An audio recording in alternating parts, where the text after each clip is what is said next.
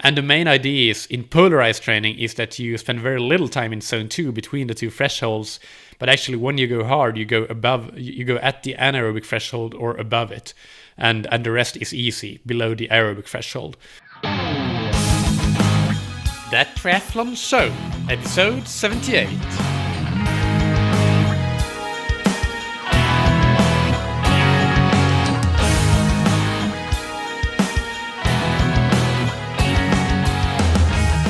Hey, what's up everybody, and welcome back to another episode of That Triathlon Show, the podcast presented by scientifictriathlon.com. As always, I'm your host Michael, and on today's episode, I finally bring you the Q&A episode I said that I would give you 2 weeks or so ago, but that got backtracked due to the episodes that we had with Stephen Chung on cycling science.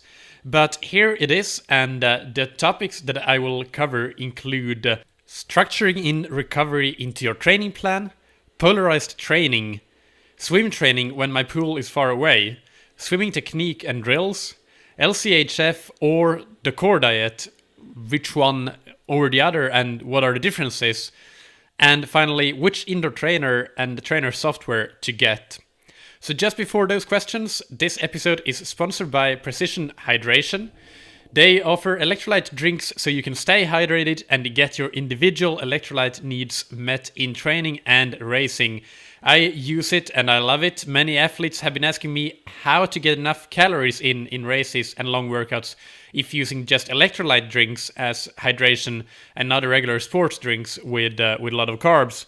And the answer is use your hydration to rehydrate and meet electrolyte needs, and then use things like gels and bars to get in the calories. This makes it easier on the system to absorb both electrolytes and the carbs. So check them out on precisionhydration.com, which I'll link to down below in the show notes. And if you end up buying something, use the discount code THATTRIATHLONSHOW, all one word, for 15% off. All right, let's get started with the Q&A. So the first question is from Øyvind from Norway. He writes, "Hi, I'm struggling with swimming techniques and drills. I have a pool far away from my home, so it's easier to take a running session instead of swimming.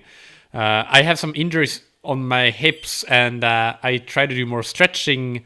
So that's a different question. For that second one, I just say go and check out episode 45 on that triathlon show. It's called Dysfunctional Movement Patterns, Injuries and Reduced Performance with James Dunn. So James Dunn is a fantastic guest and knows his stuff when it comes to injuries and injury prevention. We have downloadable routines on that episode. So scientifictriathlon.com/TTS45, the number 4 and the number 5 will take you to that episode. But for your swimming question, it's obviously difficult with a pool far away from home. So my question back to you would be, can you get to the pool twice a week? 2 sessions per week will take you a long, long way. If you can get, let's say, one 60-minute session done and one 75 to 90-minute session with structured training, then you get in a lot of structured volume despite just doing 2 sessions per week. And trust me, if you do that for a year and you have a good training prescription, training plan, you will really make big gains and potentially be quite successful in your swimming. But that obviously requires good planning and commitment to those 2 sessions. So you asked about drills as well, that you have some problems with technique and drills. And drills specifically, that's always a difficult thing. If you do them, you need, in my opinion, to get a few swimming sessions with a coach or a knowledgeable triathlete swimmer, I would say a coach, to get him or her to assess your technique and give you drills based on your technical strengths and weaknesses and not just do random drills. And for that reason, for many age groupers, it's actually not that useful to do drills because they don't have the right purpose when they do them. And I always like to say that the best technique training really is practiced by swimming and practicing technique under load. And I say that despite myself currently doing around about 4 times 90 minutes of swimming per week mostly focusing on technique and drills. But it's very different because I'm now in a squad environment, so my situation doesn't really apply to most age groupers. And the technique under load that I just mentioned, it requires great focus, presence, and concentration. But if you can do that, you'll be so far ahead of most others that it'll all be worth it. And I highly recommend listening to episodes 3 and episode 70 of the podcast. The first one is an interview with Jerry Rodriguez, and the second one is with Rory Buck. And they will teach you a lot more about these concepts. And also, you can learn more about swimming drills in episode 69, which is called 12 Swimming Drills and 3 Expert Coaches' Opinions on them, including Jerry Rodriguez's opinions, actually. But just beware that, and I actually explain what the purpose of these drills are, so that might be a good starting point for you to pick some drills that will work on your specific weaknesses, if you know your weaknesses. But again, beware that just picking any single drill from there because somebody else likes it is not the way to do it. Every drill you do must have a purpose, and you must do it right to work on improving that aspect of technique that you will translate to your actual swimming, not just being better at doing the drill. All right, hope that answers your question, Eivind. Thanks again for sending it in. Now, question number 2 is from Chris Massey from the United Kingdom. He has a pretty long question, so I'll shorten it a little bit. But he essentially writes that he found the podcast episode number 40 with Jesse Kropelnicki on the core diet, which is one of the most popular episodes and one of the best, in my opinion, one of my favorite interviews. So go and listen to that if you haven't. But he has also listened to the interview with Tim Noakes on LCHF, which was episode 44. And he writes that, I'm now completely confused, so can you help me, please? I'm a competitive time trial athlete, and I have had access to the team's dietitian and have paid previously to see a recommended dietitian, both of whom contradicted each other massively. I have read and reread Jesse's book and totally understand the concept of the core diet. However, I find I'm gaining too much weight, so I'm now thinking the LCHF route may well be the solution. I had tried this before and found that even though I lost weight, my training and race days were traumatic and I had very little in the tank to perform. Whereas on the core diet, I have found my power has improved and I can sustain hours in the saddle without any effects. I am at a total loss as to what to do. I know I need to lose the weight in order to sustain the power to weight ratio for racing come the new season. However, LCHF is a real torture chamber for me. Is it worth just sticking with the core diet route? As the core diet seems to lean towards using carb intake from fruits and vegetables, am I right in thinking Jesse's diet is similar to the LCHF suggested by Tim? Or am I getting this wrong? All right, let's stop there. So yes, you are getting it wrong in that case because the core diet is not an LCHF diet. It can be on rest days, for example. The core diet is essentially fuel for the work required, and on rest days, you'll eat a lot of vegetables, a bit of fruit, maybe. Essentially, the core diet is very, very clean eating outside of your training and your pre and post workout training windows, which are either short or non-existent or scaled to the duration of your training. So for a long training day, they may be longer, and during that training window you may have a recovery meal that is a big bowl of pasta or something. But outside of that is quite an exception. You really are eating very, very clean, and then you fuel your training sessions with the sports drinks and energy gels when needed, or actually Jesse suggests doing it in every single session. That's perhaps the one thing that I'm not proposing to do, I should say, but I definitely agree with almost everything of the core diet, including the clean eating, but in strategic points, including, for example, having some fast carbs in the pre-workout window if you need to fuel up for your workout, and in your post-workout window. Then you will also have protein, of course, like some pasta bolognese would be a great recovery meal, in my opinion. But anyway, that's the difference. So on hard workout days with long workouts, the core diet suddenly becomes very high carb, low fat, so you can get up to 80% carb or something, 70% maybe, which is really a lot. It's really a lot, and it's needed. It's great.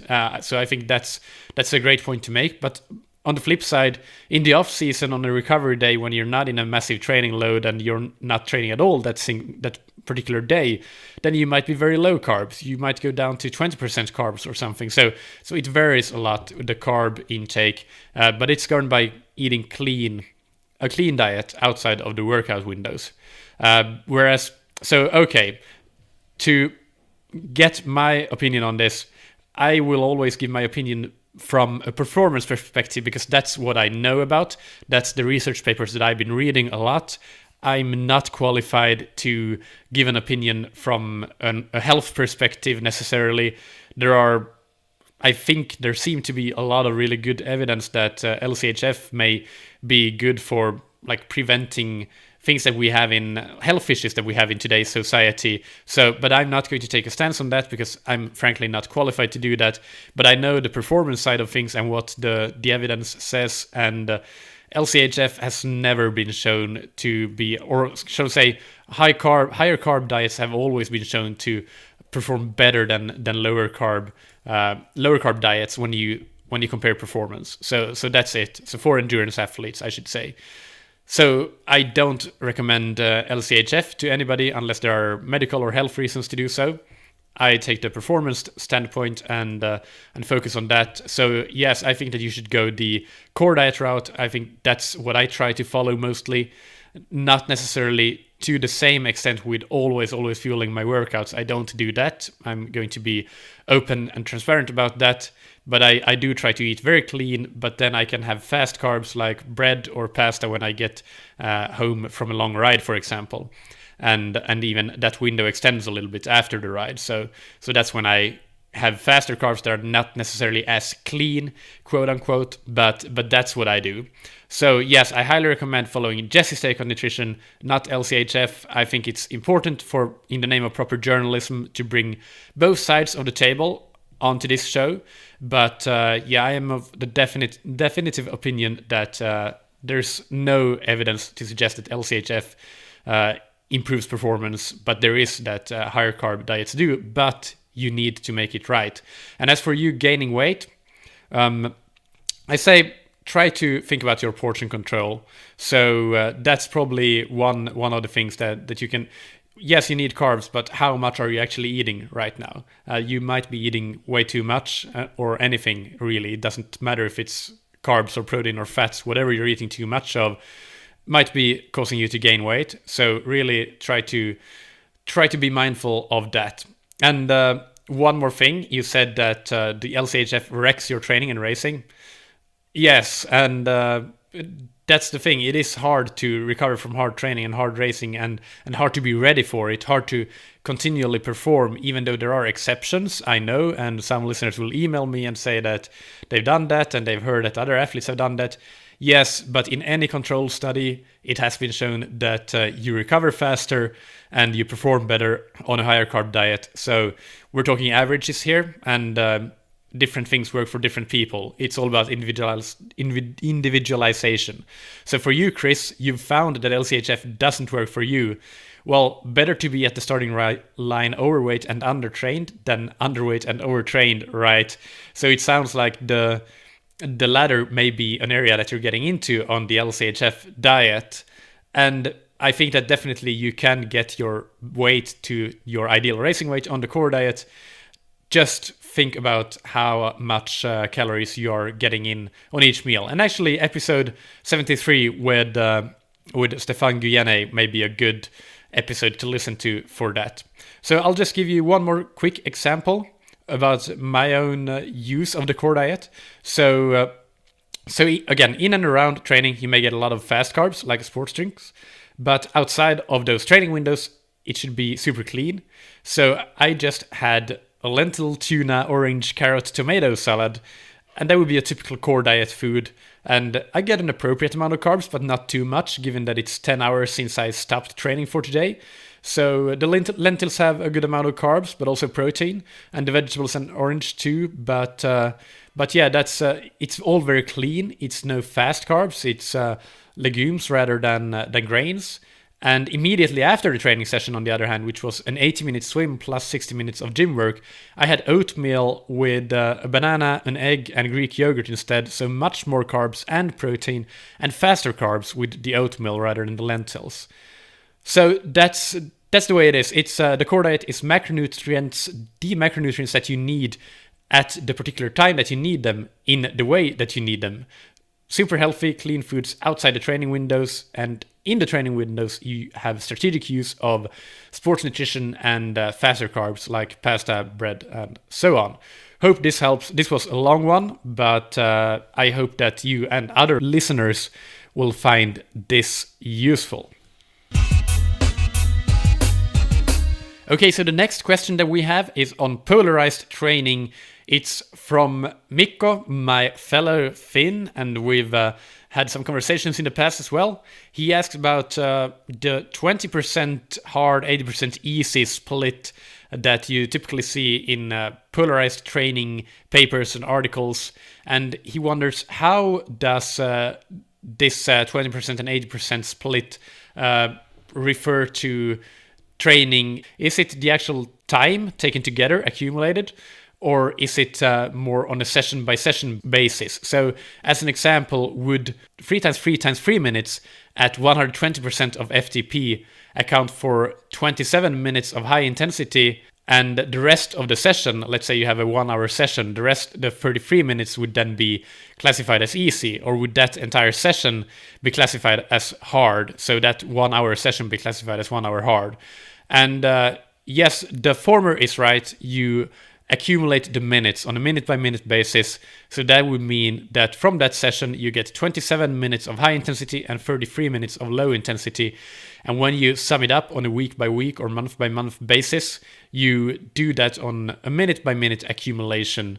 So yeah, that's it. And just to quickly reiterate for people that are not familiarized with polarized training, generally in papers, they use 3 zones to classify polarized training. And one is below the aerobic threshold. Go back to episode 70 to learn more about the thresholds. And that's zone 1. And then zone 2 is between the 2 thresholds, between the aerobic and anaerobic threshold. And then the zone 3 is above the anaerobic threshold. And the main idea is in polarized training is that you spend very little time in zone 2 between the 2 thresholds. But actually when you go hard, you go above, you go at the anaerobic threshold or above it. And the rest is easy, below the aerobic threshold.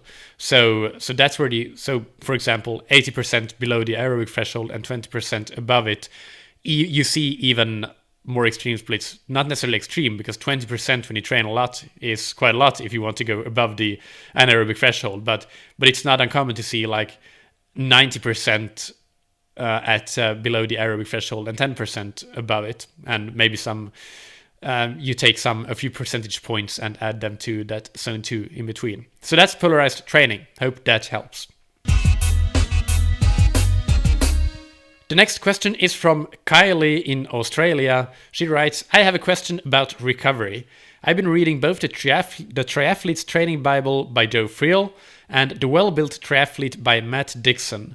Joe Friel suggests 2 or 3 build weeks followed by a recovery week, while Matt Dixon uses a 14-day pattern with extra recovery days in the second week. So far, I've been using 3 build weeks followed by a recovery week, and I've definitely not been recovering enough, but I'm wondering whether to reduce to 2 build weeks or to follow the structure suggested by Matt Dixon in his book. I'd be very interested in your thoughts on the topic. Hi Kylie, nice to hear from you. Great question. There's no simple answer to it, but here's my quick take on it. As a general guideline, if I start working with a new athlete that's over 35 years of age, I tend to always start with 2 build weeks, 1 easier week, as you say, one of Joe Friel's types of recovery structure. For some, it doesn't work, and then we might change it. For example, one of my athletes used a 10-day cycle. We have now gone back to a more weekly or 3-week cycle, but for a while there, and now it seems to be working, but for a while there we used a 10-day cycle with 3 very easy rest or recovery days at the end of each 10-day cycle. And Matt Dixon's recovery days in a 14-day cycle is another great way. There's no right or wrong answer really. So you need to test what works for you.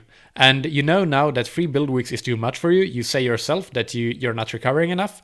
That's great. Kudos to you for realizing that and realizing that you need to change.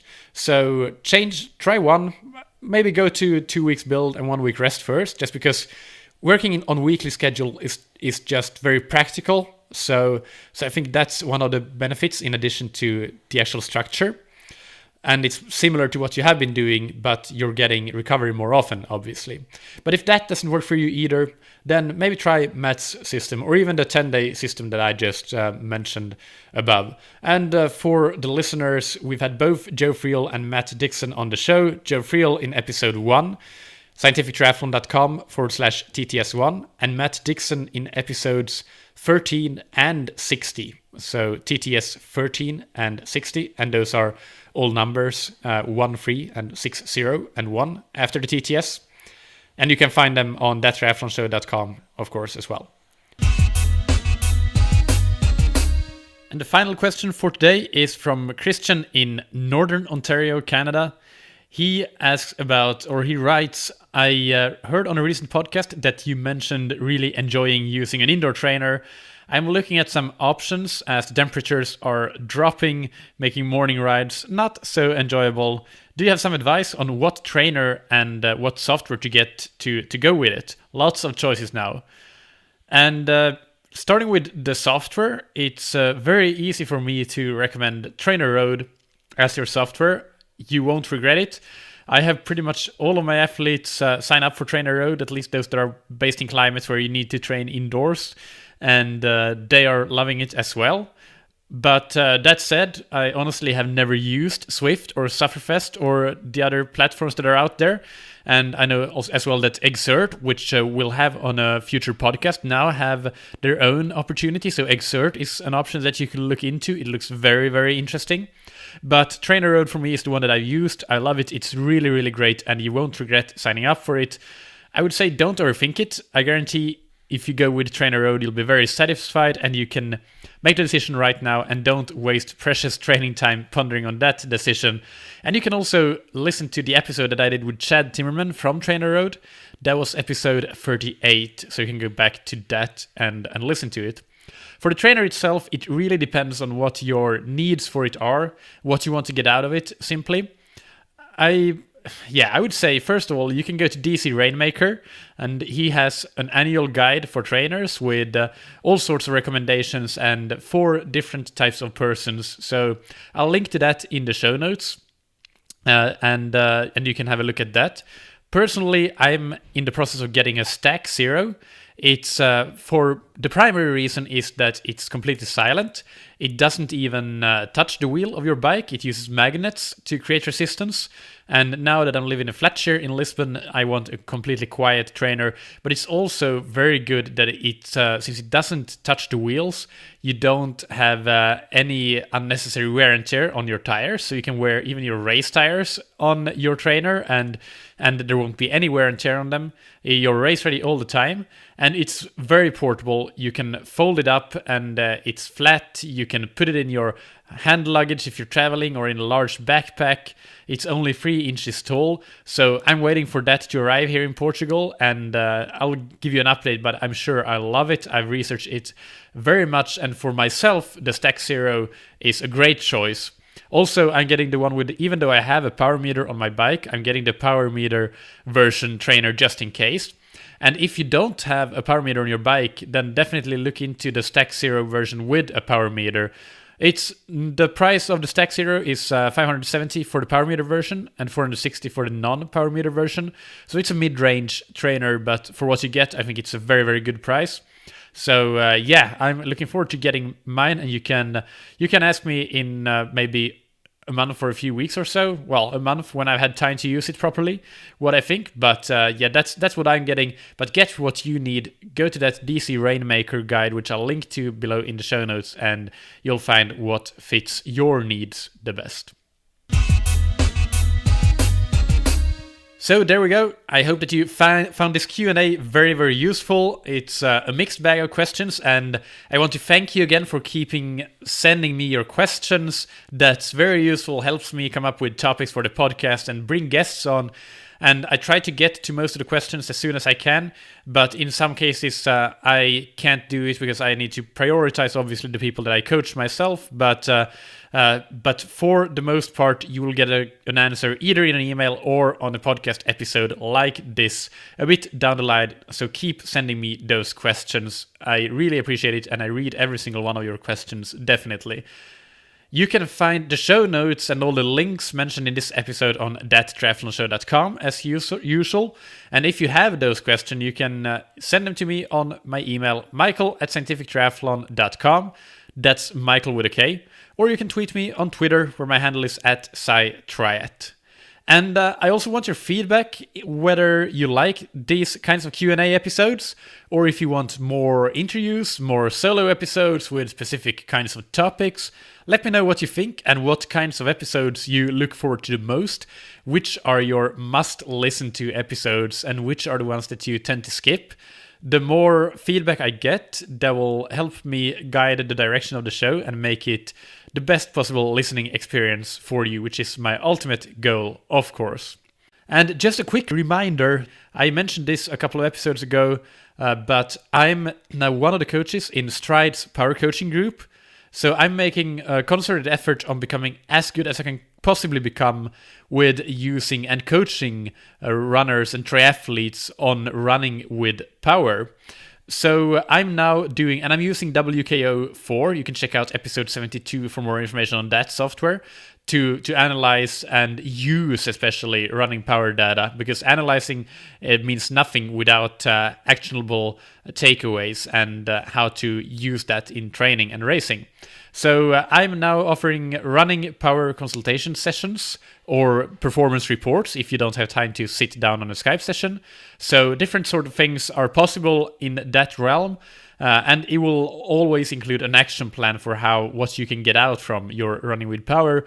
So that's something that you can use to improve and get faster. That's very, very important. That's always the cornerstone of everything we do in coaching, trying to get you faster, fitter, happier, enjoying triathlon, but in this case, faster. And email me at michael@scientifictriathlon.com to learn more about that if you're interested. Thanks to Precision Hydration for supporting That Triathlon Show. If you haven't already, go and take their free online sweat test on precisionhydration.com to get a personalized hydration strategy for your next race, and use the discount code ThatTriathlonShow, all one word, for 15% off any purchases. Also check out their blog post that Andy wrote called Different Types of Sports Drinks and When to Use Them. That's all linked in the show notes in the resources for this episode. Thank you, as always, for listening. Keep training smart and keep loving triathlon.